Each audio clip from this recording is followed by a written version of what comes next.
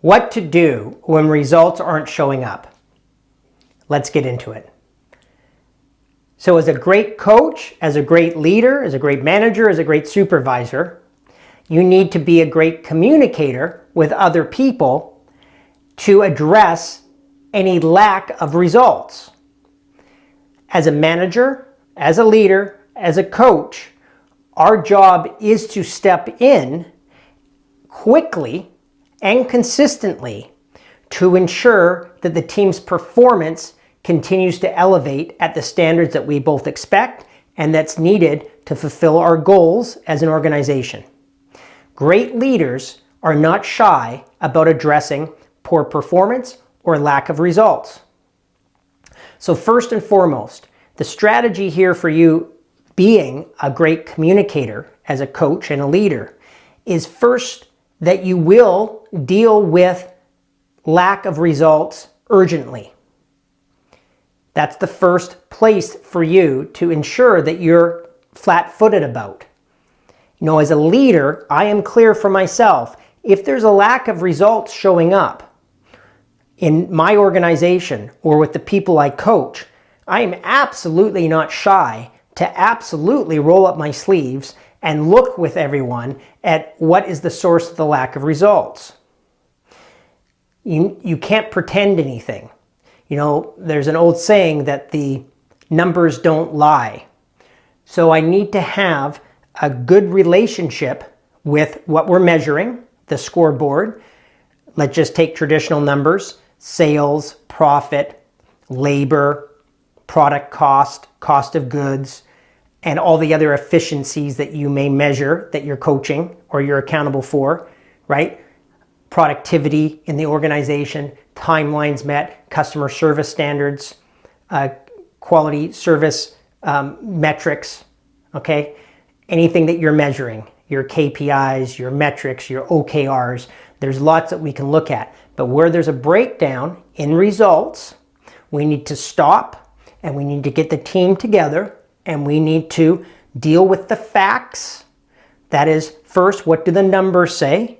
Because everyone will have their spin on why the results aren't there. It goes back to when we were in school and we said, why didn't you hand in your assignment? We say, well, the dog ate it. We've never stopped making excuses for missing our assignments. Really, it's fine. Human nature is we'll go to protect ourselves in a business conversation and we'll look to point a finger. And some of us are pretty good at pointing fingers and we think people don't know we're pointing fingers, but we are still pointing fingers. So in high performance, there is no excuses. There is no excuse for a breakdown in results. There is no excuse for lack of performance. There is no excuse for not meeting our targets or our aligned on objectives. No excuse. We don't go there as a leadership team or a coach. And I'm inviting you not to go there. Close the door wherever you have the door slightly ajar for yourself in being able to explain away a lack of results. And by results, I mean what you can measure. So again, we're going to the metrics of the organization. We're going to what actually happens. You could have a customer complaint. Deal with what the customer said, not your version of what the customer said. Your version of what the customer said is not what the customer said. So deal with what the customer complaint was, not your explanation of it. I want to know, as a high-performance leader and coach, exactly what the customer's perception was of our business, not the other way around. And I want my team to deal with, here's the customer's experience. Don't judge it. Don't explain it away. Don't make excuses. Let's look from the person who's buying our services or who we want to buy their services. Let's suspend our judgment or our accusation of why they shouldn't have had that experience.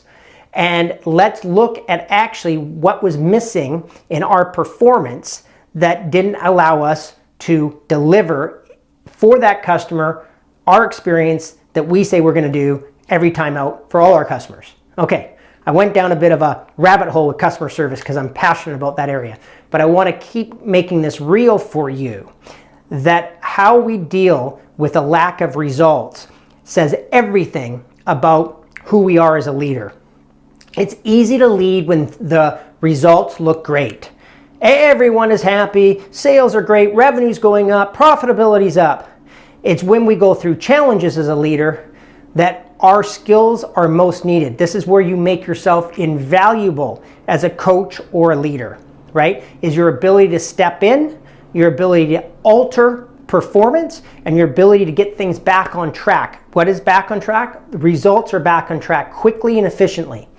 So it starts again with being straight about where there is a lack of results.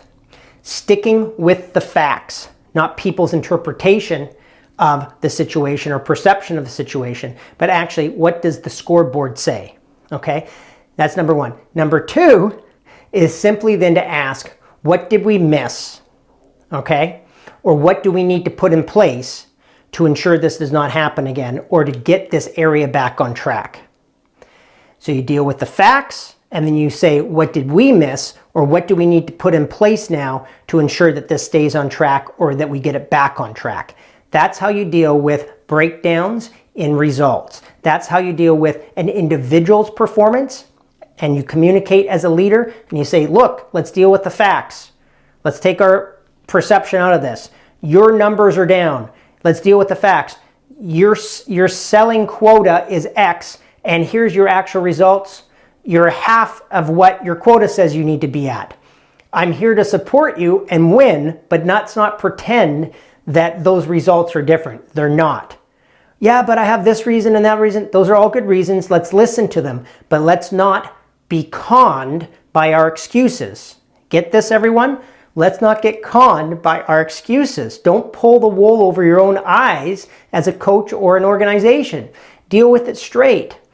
And you can only move on to really great solutions and other opportunities and other ways to innovate or create the path forward if you're willing to own the facts. If I stay stuck in my interpretation of the lack of results, I'm dealing with unreality. I'm not going to have a clear place and focus to really have straight conversations about what can we improve on, because I can't improve on anything that is built on top of some excuse. The excuse is not firm ground to build a new strategy on top of. I hope this is communicating, right? It's so important to step in as a leader and deal with the situation called lack of results. Not to judge, not to blame, because that's all part of excuses too. But to simply tell the truth about where we're at, take a deep breath with the team or the people you're coaching, and then ask the question, what's needed to get us back on track or to, resolve this area? And all of that obviously coming from the goals of the organization, because we never want to lose sight on the championship. We are moving towards a championship, and we have a breakdown in results, and now we're going to look at what's needed to bridge the gap between where we are today and where we want to be. And that is effective communication as a coach. That is effective communication as a leader. And that will keep your organization on track and expanding.